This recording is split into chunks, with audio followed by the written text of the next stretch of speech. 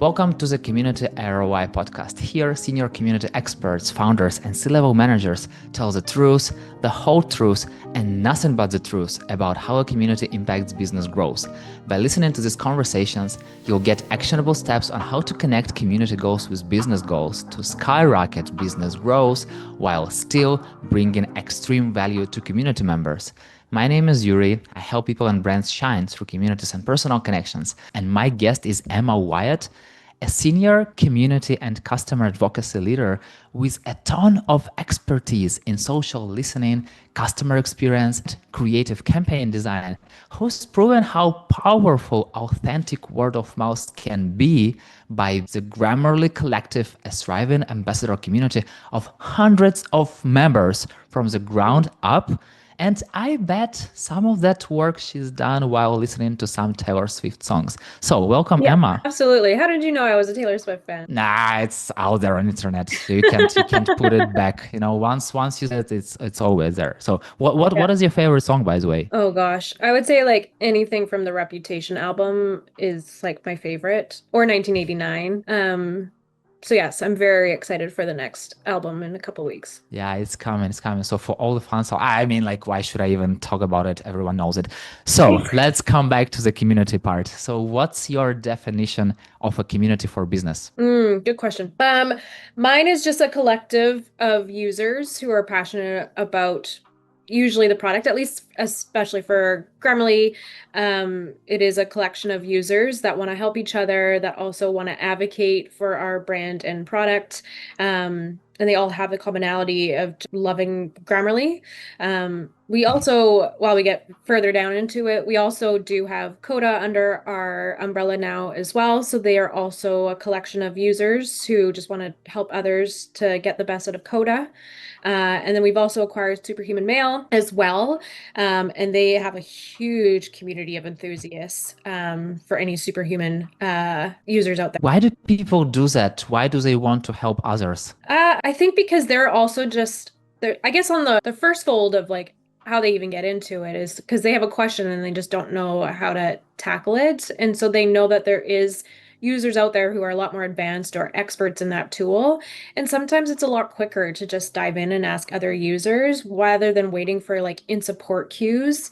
And a lot of the time, the support team doesn't have the time to get into the nitty-gritty of problem solving. They are productivity experts where they just need to like solve tickets and get it going, and so they don't have the time to spend with users. And a lot of users, especially on the Coda side, they kind of like love to like nerd out and figure out each other's problems. It's a fun thing to solve. It's like a puzzle. So yeah, there's definitely like a very specific user that likes to help each other, definitely. Why should they go to a specific community around the product? I mean, like they can go to Reddit and start a thread or find a thread, hundreds of threads, and they can find Yeah. everything there.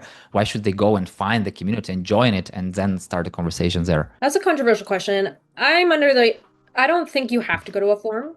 Like community is everywhere. I definitely embody that vision, mantra, whatever we want to call it. Like if you want to go to Reddit and find your answer to your question, and as long as you're getting your question solved about your product, like all for it. But I think as community managers, we can't just only think as like forums or Slack communities. Like we have to thinking of Reddit as another forum because the overall like arching thing right now is GEO. Like you have to serve that.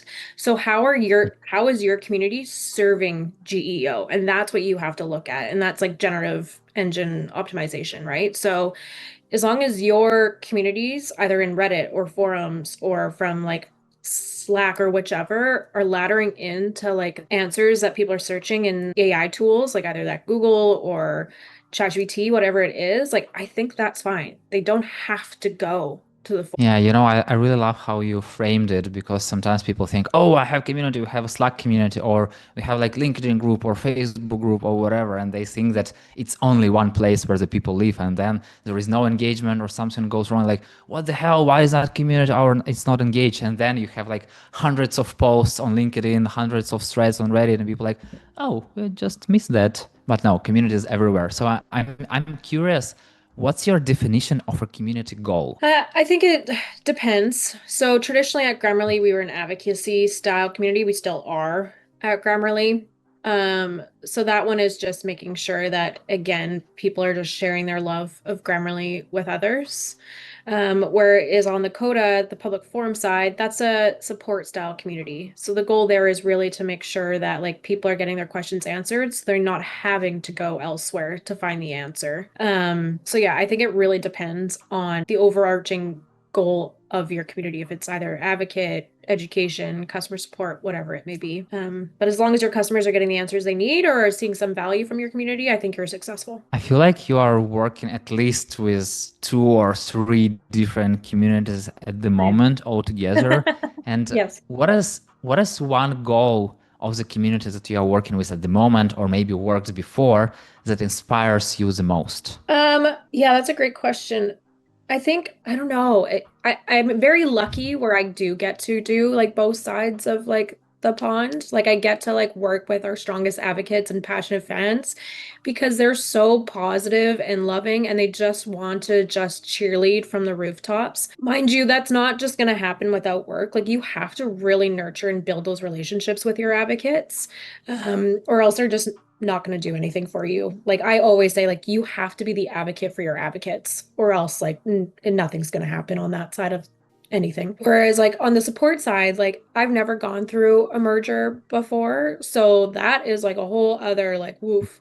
Um, so that's a huge challenge, and it keeps me engaged. And we're only starting to get our feet wet now, just because it's obviously I'm still standing up a whole other community on the side of my desk.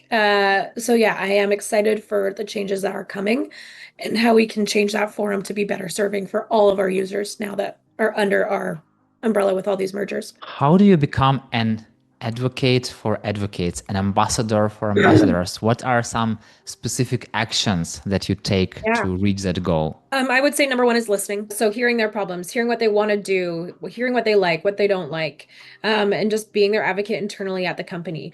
That's the biggest thing. I also like recognize all the work that they do. So every LinkedIn post they post, I like. We share back to the team. I encourage our team internally to like posts. Our social support team is the one that engages on those posts. So again, just like showing up for them and also just listening is like the biggest thing and just being present. Like every message and post in that community, I respond to. So yeah, it is a lot of like hand holding and there's no automation in my community. And I know that's not possible for some, but for me, that's really important. Tell me more about the listening part. What specifically do you mean by saying it? Because Mhm. I will add some context. Because some people kind of listen to their community. Like, yeah, I read every post, I listen to every conversation, and then they do nothing. So it Right. feels like you have just not just listen, but also hear. So how do you Yeah. approach it? If it's a product issue, then I bring it right back to our product teams and make sure that they're hearing it. And if I can tag like a product owner internally at our company, I will. So it is making sure you have that follow through. So I would say that if they are asking a question to the community just in general, just knowing who your members are so that you can tag in other members to help them with a specific issue. And making sure that no question goes unanswered as best as you can. There is a rule somewhere in different communities, like 24 hours rule. So you are not jumping in the conversation for 24 Exactly. hours. So you're kind of like Yep, tagging other people. So do you follow that rule? I do. I try to, for sure. I mean, in our ambassador community, I'd say no, Mm. actually, just because they are VIPs and I want to treat them like the VIPs that they are. I don't want them to wait 24 hours for any questions. And if I can answer it for them, I'm going to. Um, Also because it just helps to train other people. Like, not everyone knows the answers to the questions, and that's totally okay. Whereas on like a support community or a Reddit forum, yes, I do follow that rule. Do you like how do you know whom to tag? It starts with you knowing the relationship. So knowing what their roles are. They've have been experts in your product about. You really have to get to know your members.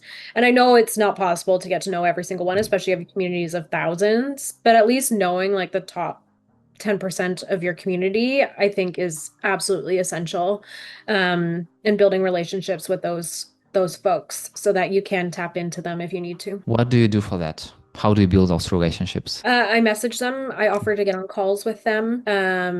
I find ways that they can participate in our brand. So that's either writing a blog for us, participating in a webinar, doing a video testimonial for us, writing a social post that then will then amplify, whatever that is. Um, but yeah, I just get to know them like personally by any means. And if I can get on a Zoom call with them and just see how I can help, then all the And I can imagine, so you told about 10%, it's a lot of people. So how much time usually this conversational parts take out of your like daily job load? not as much as people think. I think people are kind of like, it's too much. But I would say like a good, maybe a third to a quarter of my week is just chatting with members. And yeah, it does take time, but it is essential because that's how you're going to keep your community engaged and thriving. Yeah. And at least that's what we're seeing on the Grammarly Collective side is just the passionate members who always say how much they love the community and everything we do and everything it offers. But unfortunately, what we're seeing very transparently on the Coda side, because we haven't had people to be able to like really manage that, you are starting to see it kind of like fade away a little bit. And that's why it's like of the most importance to me moving into the fall after my sabbatical and into next year is how can we bring that back up and bring that energy back in? For some, I feel like you have this intuition, like, so you totally understand how to build these relationships, what questions to ask, and I think that you are, I might be wrong, but I feel like you are not following any rules because you have all the rules in your mind. And for someone who has no idea how to do that, like from your experience, what is one or two best questions, kind of best questions to ask to get to know people better?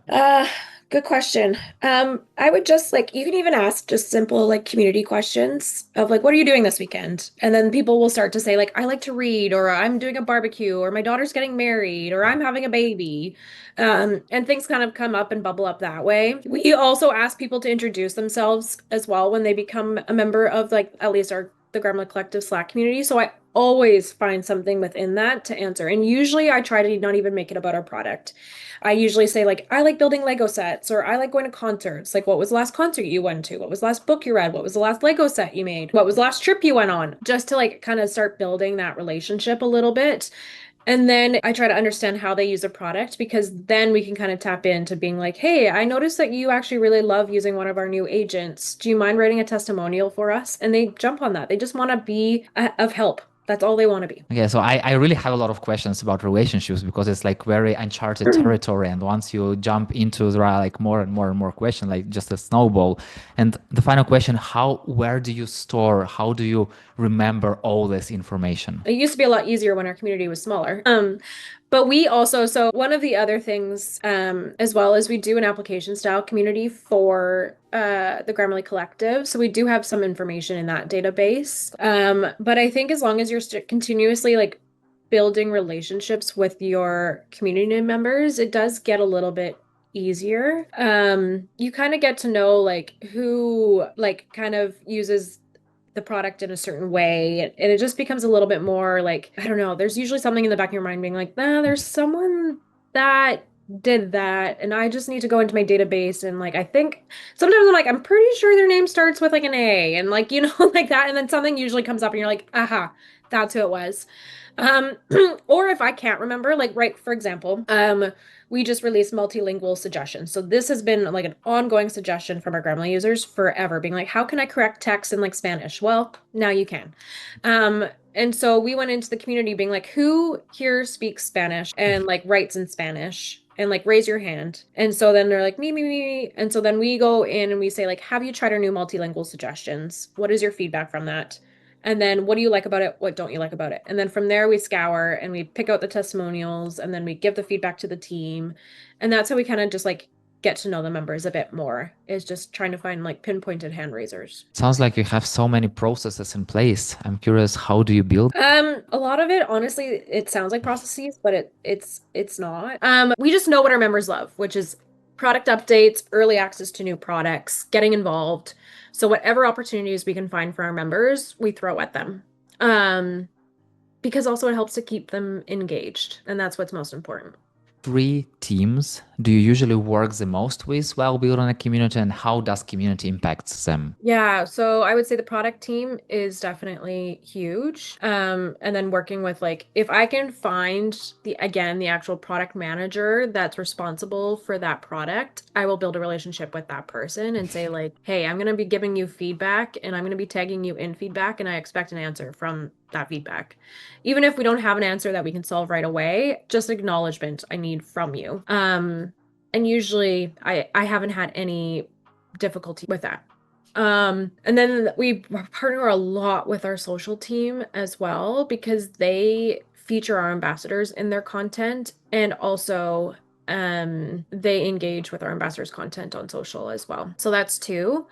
And then three, I would say like our content team, because we've been having ambassadors write blogs now for us. And then that's been a great fuel for them to get more content up online, especially from the voices of our users. And then, yeah, I know traditionally like sales is usually another department. For us on the Grammarly Collective, it's not as much right now, but it definitely has been in the past and it will be again. But that's just making sure there's a champion on that account and how can they help train others in their organization to get the most out of Grammarly, or how can they help us connect to another department so that we could potentially have an expansion call.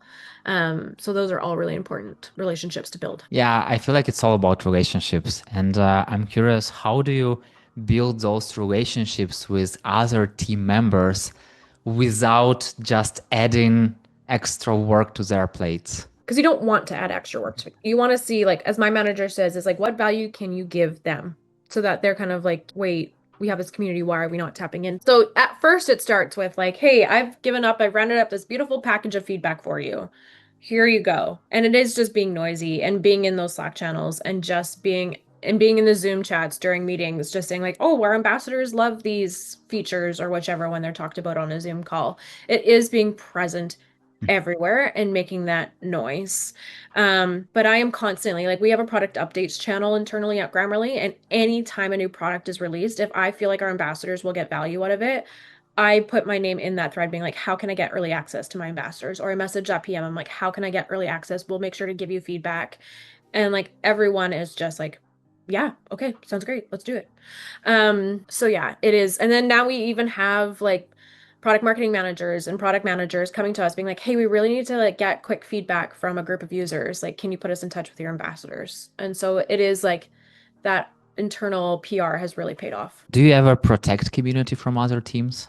Absolutely. How does it work? Sometimes we get too many questions of just like, hey, can I have like a round table with your ambassadors? Or hey, can we get in touch with your ambassadors? And I'm just like, you know what? We've given them too much already. This one we're gonna have to skip. Or for campaigns, like we have a ton of campaigns at Grammarly, and sometimes we get ambassadors involved by doing some sort of challenge around it where we give them a social asset or we give them a prompt to create a social post. And then they get a prize for doing that. But because there's just so many campaigns, there's sometimes where I'm just like, we're just not going to participate in this one. Sorry. Um, and yeah, that's how I kind of protect them. Yeah, I because there is a very common thing in the community world where people are saying, I'm protecting community from sales team, I'm protecting community from marketing team. Well, It's always yeah, the sales thing is tricky. Because ambassadors aren't joining a community to be sold to. Um, and so I never, if I know an ambassador is at an organization where I know our sales team would love to get a call or something like that, I don't even like raise it. The only time I raise it is if the company already has an account and I can get them in touch with potentially a CSM. And then from there, that can happen with more like training, internal enablement, product, and seed adoption. So that's on the sales side. I protect it. Unless I already know there's conversations with a prospect happening on the sales side. And I'm like, hey, I have an ambassador at that company. Let me know if you want me to put in touch with them because they might be able to help discover internally who you should talk to. But I just like make it known, like, do not sell to them. They also are not the decision buyer or the maker usually. So yeah, just know that they're already trying to advocate for it internally if they're an ambassador, because they want to use this tool. Do you have some internal guidelines for teams on how to collaborate with community? Not great. That should be something we definitely do more of for sure. So yeah, I would say like kind of sorta. We have like our strategy available in a wiki so people can see it and search it and glean. But yeah, not particularly, but perhaps now when we're revamping our entire program, that's the time to do it. How do you bring visibility to the overall community impact on business internally? As much as I can. So we have weekly show and tell, like all hands that I try to present at.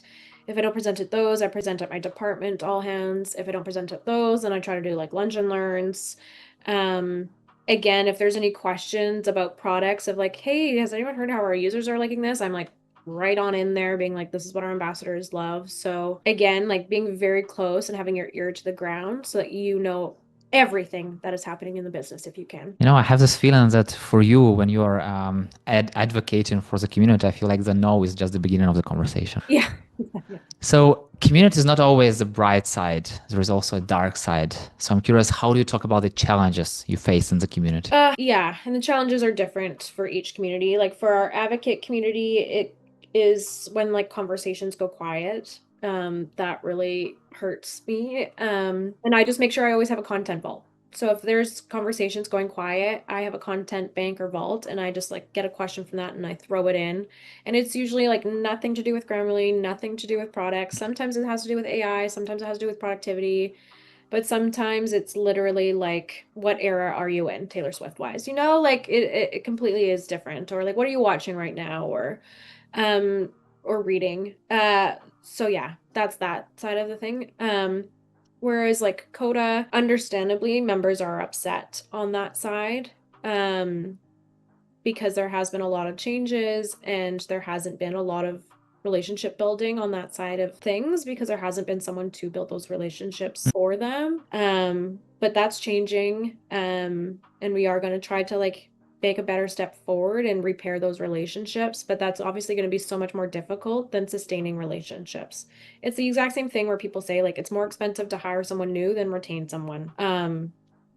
So that's where we're kind of at even on the community side. So yeah, and then even like on the Grammarly Reddit page, like Grammarly is changing a lot, like a lot. And I completely understand that change is unnerving for a lot of people, especially like our legacy customers who were from us from the very beginning and saw OG Grammarly. New Grammarly ain't that, but it's still there, right? And I think that's just where we have to do a better job of explaining why we're changing things and also how you can still get the traditional product that you know and love, it's just in a different package in a different way. No, I'm also Grammarly user, so I'm just using like grammar check, and I usually like use it everywhere on web pages, And it's etc. still And there, right? Like you can still get that assistance if that's what you need. yeah, But if you want more yeah. AI assistant with like specialized agents that can really uplift and up-level your writing, that's also there for you if you want it. But again, it's all completely optional, whatever path or choice you want to take with Grammarly. What is the hardest part of repairing relationships? Just repairing them. It's all hard. Getting them on your side again, right? Like you have to build trust, and that is the most difficult thing is repairing and building trust. Yeah, that's what I would say. I feel like it also involves a lot of listening. That is also very, very true. And sometimes you're gonna take a lot of heat, right? Because like people are upset, they're angry. So it's just like you're gonna have to hear some hard truths at the very beginning. And I guess also like one thing I would say is like you can't promise the world because you're not gonna be able to deliver it. So what you can do is just say like, hey, hear you. I get why you're upset. I would be too. Empathize with them and say like, this is what I can do. And if you can say like what you can't do, what you know is just not going to be possible at all, I think members deserve that. I think like the wishy-washy of like, yeah, we'll consider that in future developments, like hate that. If you especially know that you're just not going to, just tell them and tell them why. It's quiet, you don't really like it all the time. And when people write some negative comments or whatever, what helps you not to take it personally? Yeah, sometimes I still do, but it's not about me. It's about my job and my company, right? And it's really important to separate both of those, if you can. But yeah, I think that's what kind of got me into community as well, is just like I am very passionate about the users and the experience they have with their product, and it does greatly upset me if they're not happy with it. But yeah, it's hard, especially right now. Like I can see the sentiment that some of our customers have with the ways that Grammarly is changing. But I think naturally with that, change takes time. And as long as we can give some sort of value to our customers and they can see that value, and properly train them on how to use it, then I think with time they will come forward with us. But change is hard. And I think that we just all have to recognize that. It's always like that. And also you mentioned start and threads about AI. Then you talked about the AI in Grammarly. So I'm curious, how do you use AI in your community building process?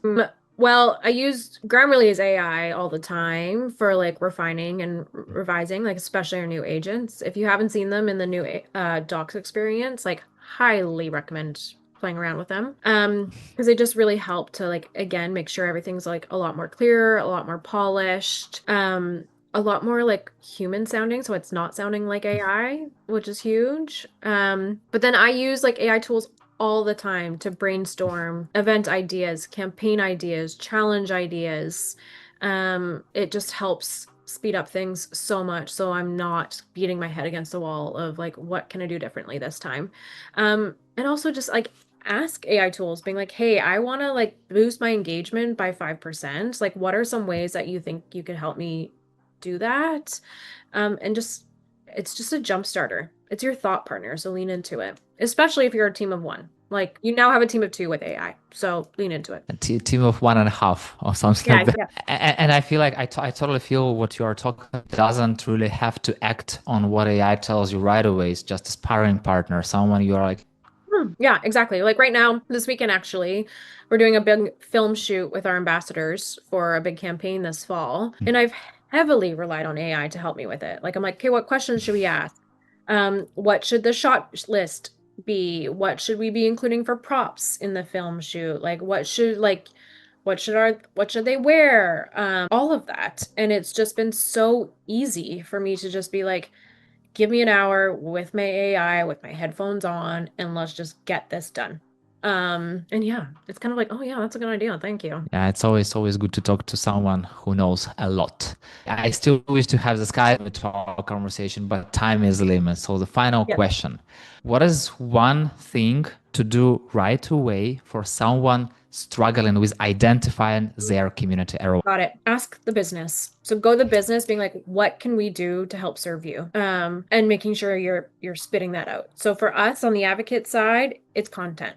So how can I get more users talking about us through their voices? So we market through them, right? So it's not our brand and our language or whatever it is. It's like, tell me how you use Grammarly, put that on LinkedIn, we'll like it. And then it's just like, people are just like, man, I see your ambassadors all the time on LinkedIn. And I'm like, yeah, they putting in the work. Or like even on our posts, right? Like our Grammarly posts, like I'm like, okay, ambassadors, like go make noise, let's go. And they just run and flood and they're like, yeah.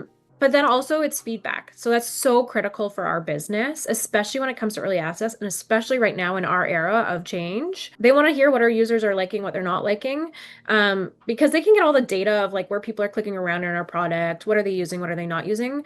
But that like quantitative use case data is essential to the business. So that's why we give early access, so we can get that and give it back and hearing what they like and what they don't like.